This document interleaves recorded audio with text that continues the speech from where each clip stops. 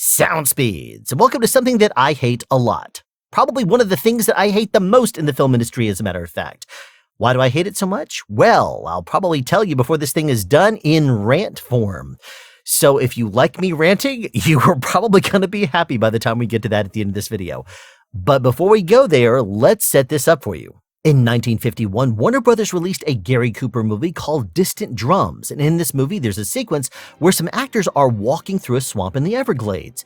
A character is bitten by an alligator and pulled into the swamp. But that is not the sound they recorded on set that day. Oh no, recorded wild later is the sound effect we now know as the Wilhelm Scream. Sheb Wooley, the actor who played Private Jessup in the movie Distant Drums, is uncredited in the credits of Distant Drums.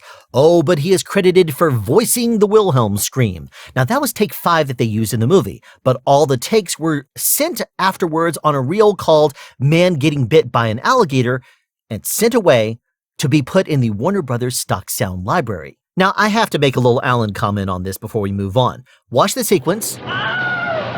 Notice that he continued to scream after he went into the water. It wasn't done right. It wasn't until 2 years later in 1953 that Private Wilhelm, a character in the movie The Charge at Feather River, let out what is now known as the Wilhelm Scream. Obviously, he didn't actually record that the exact same way again. No, that was the stock sound effect library from Warner Brothers in action. The Wilhelm Scream was not the name it was called by when it was used in The Charge at Feather River. No, but I am going to credit that movie for one other thing, because they didn't just use the sound effect one time, nor did they just use it 2 times. No, they used it a grand total of 3 times. Yes, in the same movie, they used it 3 times.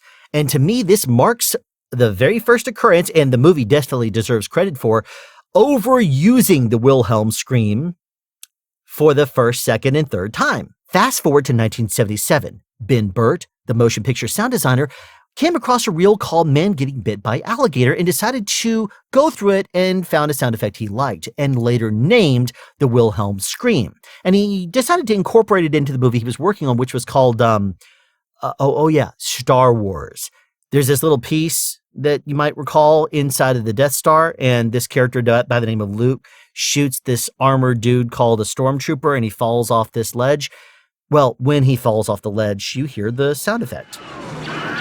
Yeah, that sound effect of a man screaming, not in a helmet, was used in that movie. But hey, I'm just a production sound guy. What in the world do I know about sound effects? But this is where I'm about to get into my rant, because to me, this sound effect is so grossly overused. It's been used on everything in the world, and some people seem to find it funny. Some people don't even seem to notice. My wife doesn't even notice it. And I don't know how you cannot notice the exact same scream in every single movie. It doesn't matter if it's Star Wars, Lord of the Rings, Toy Story. Every single time you hear somebody fall off a cliff or fall down a hill or fall at all, it's probably going to have that stupid Wilhelm Scream in it. Now, here's the thing that really irritates me about it. Not just that they're overusing the same sound effect, because I can imagine using a sound effect that you have in your personal library maybe. But to me, when you watch a movie, there's something about getting immersed in the movie that directors go for. When they try to make a movie, they pull you into the world. They want to lose you in its wonderfulness, right? Well, when they do that and suddenly something jerks you out of it, they don't like it, do they? They don't want you to be taken out of the experience. They want you to be part of their world for an hour and a half, 2 hours, however long the movie happens to be.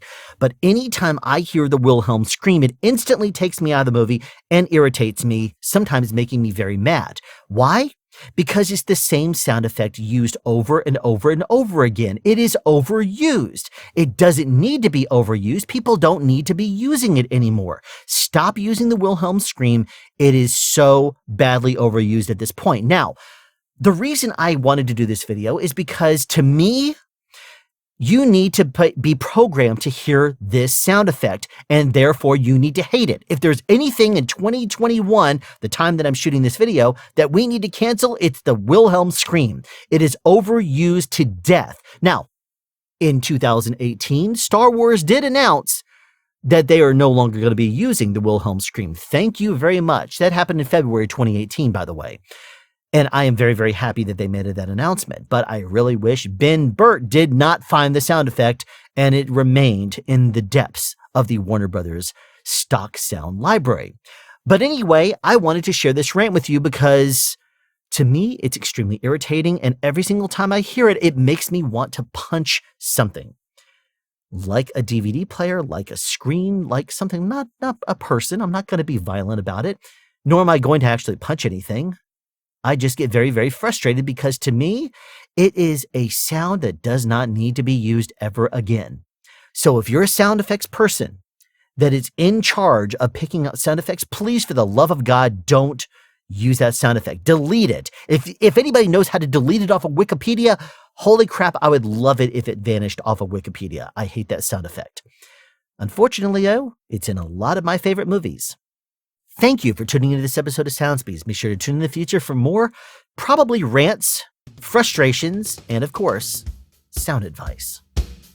Have a question you'd like answered or want to add something? Be sure to write it in the comment section down below. You can also make a suggestion for future topics of discussion. Again, comment section down below, or you can email me at soundspeeds@yahoo.com. Be sure to subscribe and turn on notifications so you won't miss out on future sound advice.